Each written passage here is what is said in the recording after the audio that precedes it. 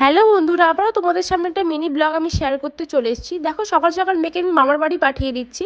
আজ যাবো একটু বর্গভীমা মন্দিরে, তারই কিছু মুহূর্ত আমি তোমাদের সাথে শেয়ার করব।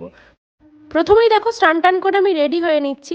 চুড়িদারই পরে যাচ্ছে, অনেকটা দূর বলে শাড়িটা পরছি না, নাহলে শাড়ি পরারই ইচ্ছে ছিল। দেখো, আমি ফুল রেডি হয়ে গেছি। কেমন লাগছে অবশ্যই কিন্তু কমেন্টে জানিয়ে।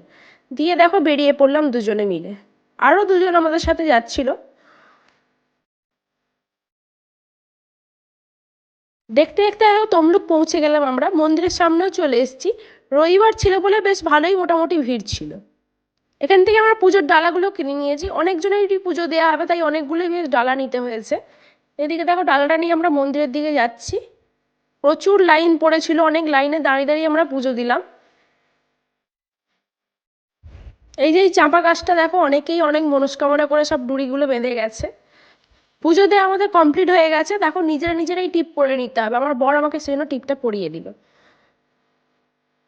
বিয়ের পর আমরা এই দুজনে প্রথম গেলাম বড়ঘিয়া মন্দিরে। যে কোনো মন্দিরে গেলে বেশ মনটা শান্তি হয়ে যায়। এদিকে দেখো, আমি ধূপটা জ্বালিয়ে নিচ্ছি।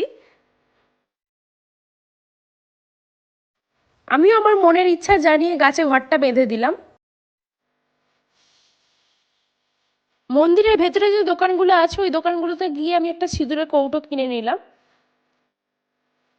সবাই দেখলাম চাপা গাছটার নিচে যে পাথরের মূর্তিটা আছে ওখানে সবাই হচ্ছে সিঁদুর দিচ্ছে, তাই আমিও একটু দিয়ে দিলাম সিঁদুর, দিয়ে প্রণাম করে নিলাম।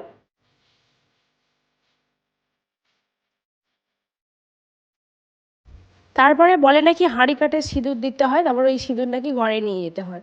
যাই হোক, সিঁদুর দিয়ে আমি সিঁদুরটা নিয়ে নিলাম। তারপর বরমশাইকে বললাম একটু তুমি সিঁদুর পরিয়ে দাও।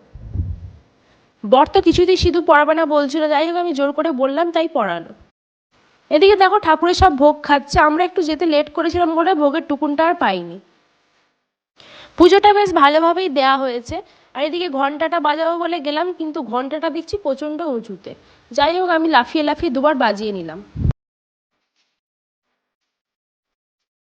দিয়ে আবার একটু ঠাকুরকে প্রণাম টনাম করে নিলাম। দিয়ে এবার চলে যাব নিচে।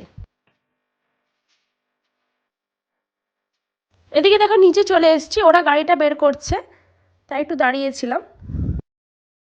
ঠাকুরের কাছে তো ভোগ খেতে পারলাম না, তাই এখানে মহাপ্রভু বলে একটা নিরামিষ হোটেল আছে, সেখানে আমরা খেতে চলে এলাম।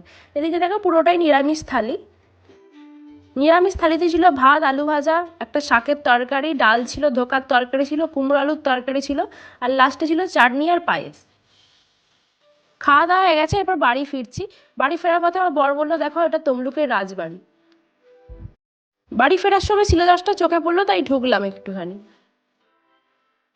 এইখানে দেখো, অনেক রকম ট্রলি ব্যাগ ছিল, আমার ট্রলি ব্যাগগুলো খুব পছন্দ হয়েছিল।